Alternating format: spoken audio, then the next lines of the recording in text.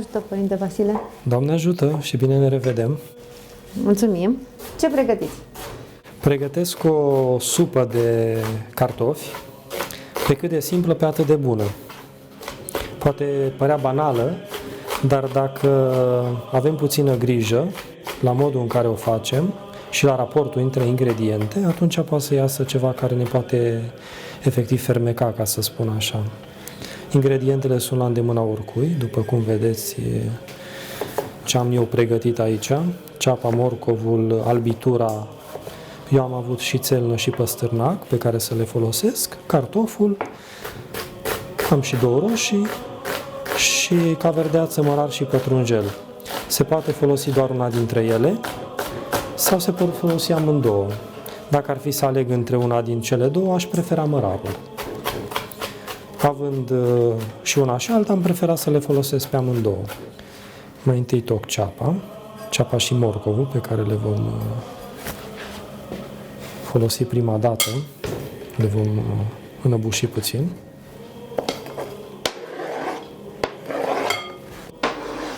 Am spus că vom face o supă pentru că nu am de gând să o acresc. Acum, cine vrea să o acrească, e alegea fiecăruia, poate să folosească foarte bine zeamă de lămâie, care o acrește foarte plăcut, ca să spun așa, dar prefer să o las supă, pentru că se simte dulceața cartofului în primul rând și astfel e pus foarte bine în valoare. Merită încercat, măcar gustat această supă și după aceea fiecare este liber să aleagă dacă va opta să o acrească sau nu. Este o rețetă pe care o folosiți constant în meniul mănăstirii sau da, ceva mai des? Să știți că este foarte des făcută la noi în mănăstire. Se face și la masa de obște, se face și la noi la stăreție. Mai ales în perioada postului este poate cea la care apelăm cel mai des. Pentru că este gustoasă sau pentru că este gustoasă, se face ușor? Este gustoasă și este foarte bine primită de comensali din aceste motive.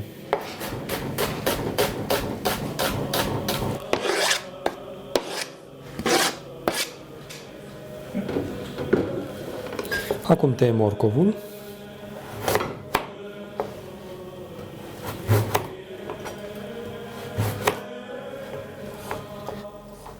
Mi spuneați că este o bază bună și pentru altfel de supe.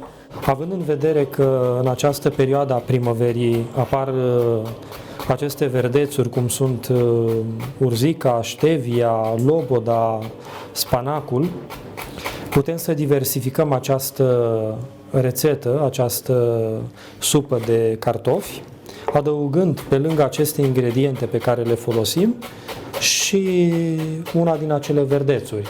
Și de asemenea va rezulta o supă sau o ciorbă foarte bună în funcție de alegerea noastră.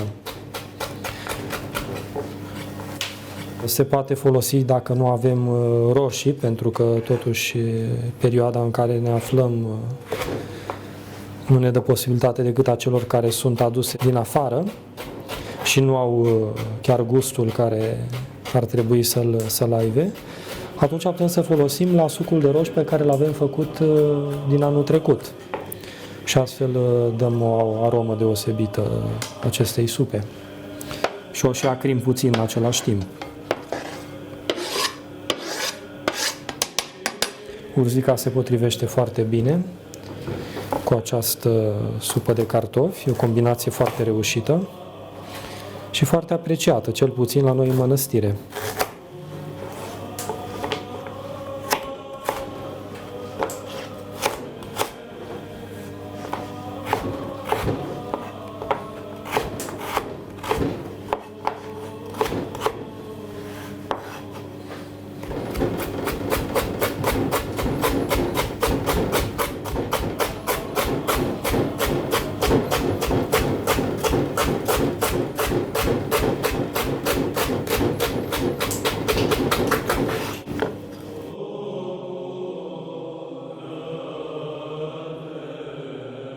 Deja vom pune la înăbușit ceapa și morcovul, având în vedere că ele durează puțin mai mult la fiert. Voi porni cratița.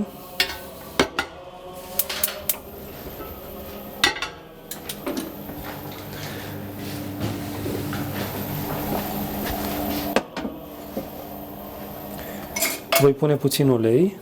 Prefer să pun de măsline dacă avem.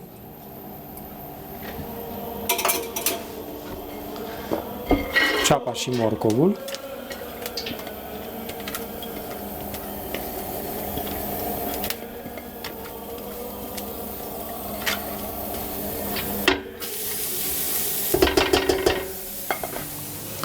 Și puțină apă rece, cât să le acopere pe ele să se înăbușe.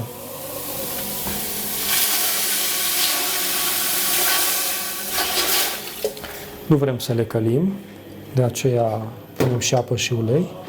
Voi pune puțină sare, atât cât au nevoie ceapa și morcovul. Tot în formă de cruce? Tot în formă de cruce, având în vedere că restul sării vom adăuga odată ce vom adăuga celelalte legume, pentru fiecare în parte.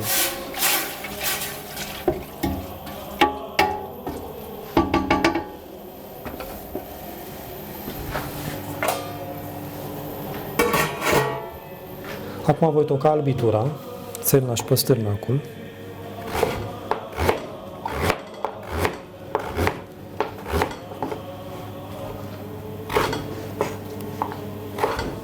Acestea nu se înăbușă? Ba da, mai că le vom adăuga puțin mai târziu. Se înmoaie mult mai repede decât ceapa și morcovul.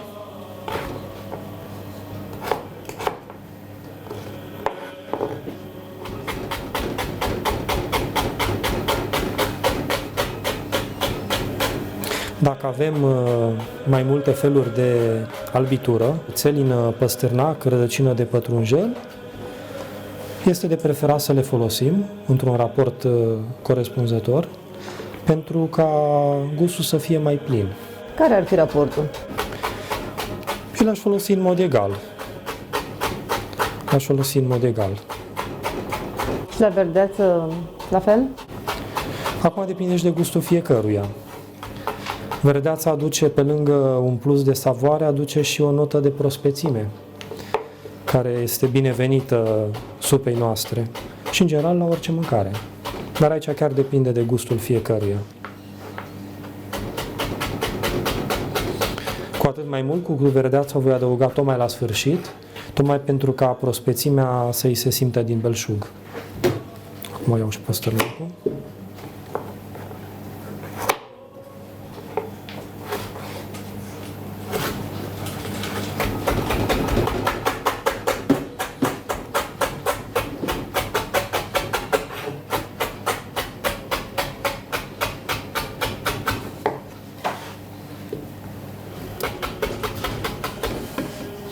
Am terminat de tocat albitura, o voi adăuga în cratiță. Ceapa și morcovul deja fierd. Voi adăuga și puțină sare pentru albitură. Deja miroase foarte, foarte bine. Da. Sunt legume din grădina mănăstirii. Le avem de anul trecut, s-au conservat foarte bine. În continuare voi lua cartofii pe care îi voi tăia. Prefer să-i tai într-un mod mai diferit, în sensul de a-i face lamine, că odată fierți aproape că se topesc în gură și destul de subțiri, dacă puteți surprinde aceasta.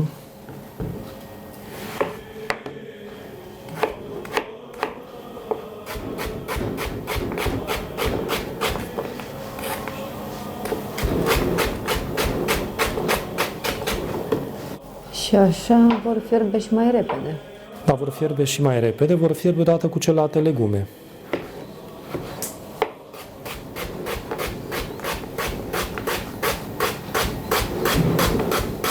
Se contopesc foarte bine, am putea spune, sub forma aceasta.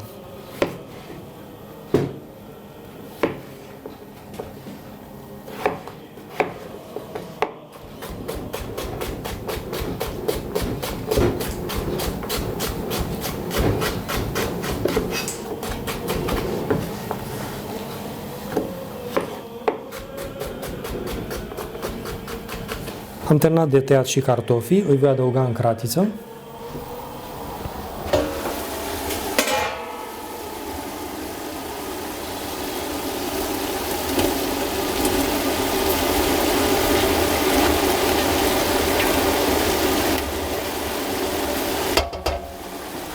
Le voi adăuga și lor puțină sare.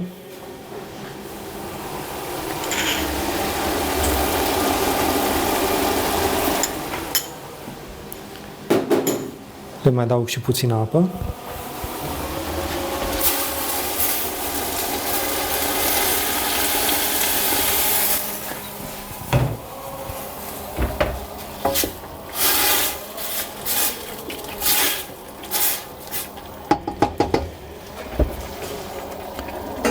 Și lăsăm să fiarbă în continuare. Următoarea etapă vom lua aceste roșii pe care le vom opări.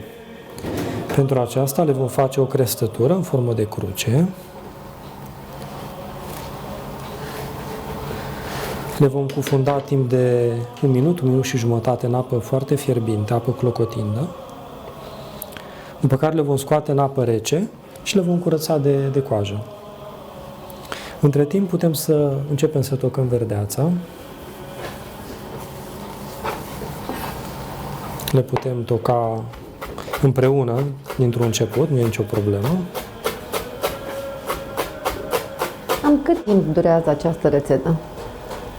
Păi în 30 de minute ar trebui să fie gata. Da. Deci este și simplă de făcut și cu ingrediente foarte accesibile și într-un timp relativ scurt. Și foarte gustoasă. Și foarte gustoasă pe deasupra. Astea ar fi motivele pentru care suntem încurajați să o facem. Iată că avem și verdeața tăiată. O vom pune deoparte.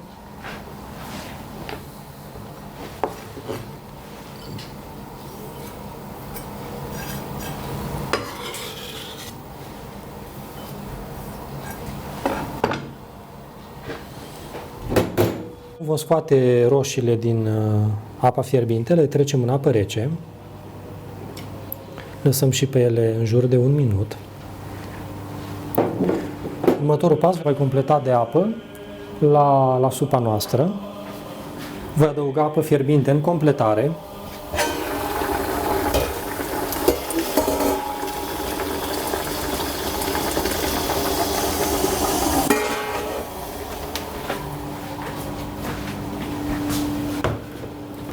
Voi începe să curăț de pieliță fiecare roșie în parte. Se curăță foarte ușor prin acest proces de opărire, de blanșare.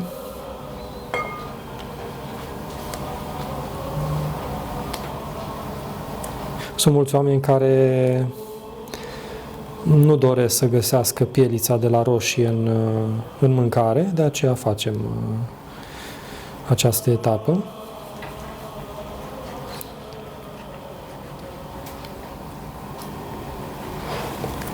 Și cea de-a doua.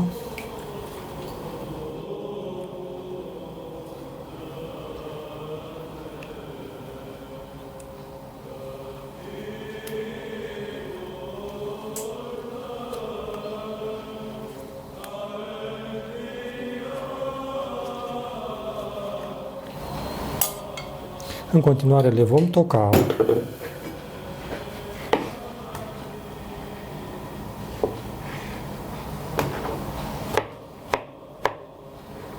Îl voi face cu bulețe.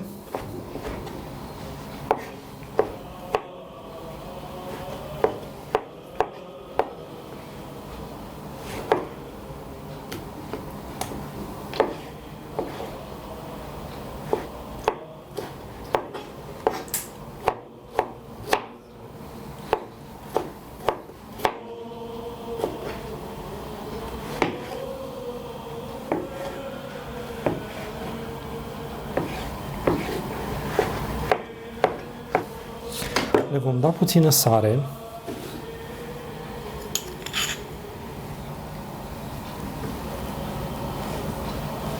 Și le vom amesteca.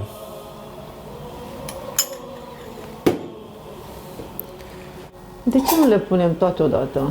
nu oală. Se pot pune totodată, dar prefer ca roșia să-și tragă sare atât cât este de trebuință. Devine mai gustoasă? Nu putea spune și aceasta, dar așa este mai ușor, ca roșia să-și tragă sarea ea separat, din moment ce celelalte legume o au deja. Eu prefer să fac forma aceasta. Nu cred că este greșit dacă cineva procedează altfel. Le voi adăuga acum în oală.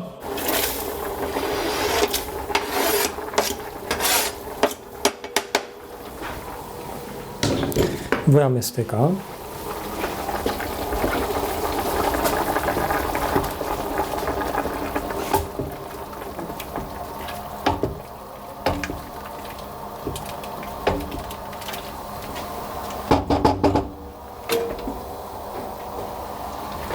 Din acest moment, supa noastră este aproape gata. Este vorba de câteva clocote pe care trebuie să le mai dea. Și, la sfârșit, voi mai adăuga ulei de măsline. Voi pune uleiul de măsline.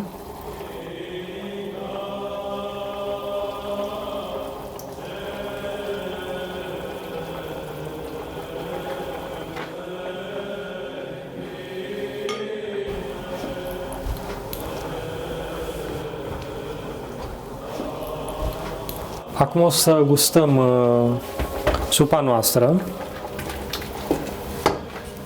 Vom gusta dacă mai e nevoie să mai adăugăm sare.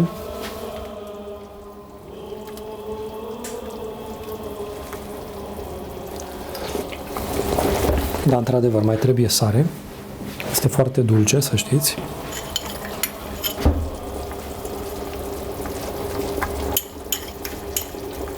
În acest moment, supa noastră este gata.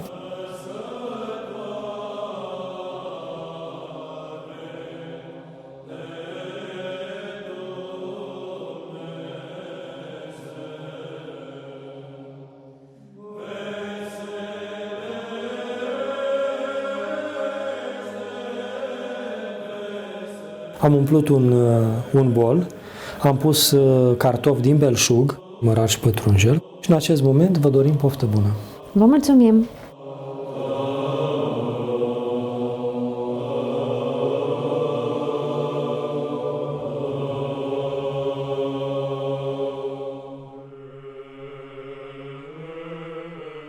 Mulțumim ție, Hristoase, Dumnezeul nostru, că ne-ai săturat pe noi de bunătățile tale cele pământești